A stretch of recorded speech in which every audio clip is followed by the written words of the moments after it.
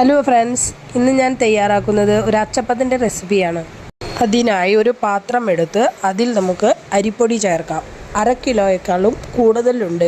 250 gram മൈദയും കൂടെ ചേർത്ത് കൊടുക്കുന്നുണ്ട്. ഷുഗർ അവരവരുടെ ഇഷ്ടത്തിനനുസരിച്ച് ചേർക്കുക.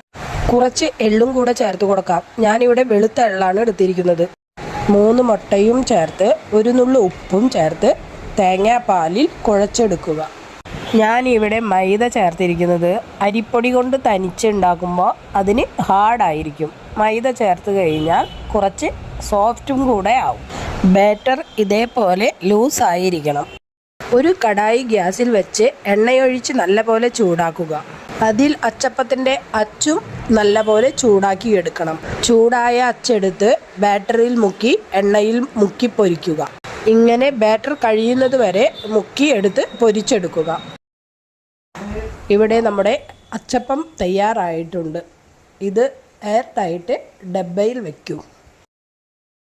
എൻ്റെ വീഡിയോ ഇഷ്ടമായെങ്കിൽ ലൈക്ക്, കമൻറ്റ്, ഷെയർ ചെയ്യൂ. എൻ്റെ ചാനൽ സബ്സ്ക്രൈബ് ചെയ്യാൻ മറക്കല്ലേ.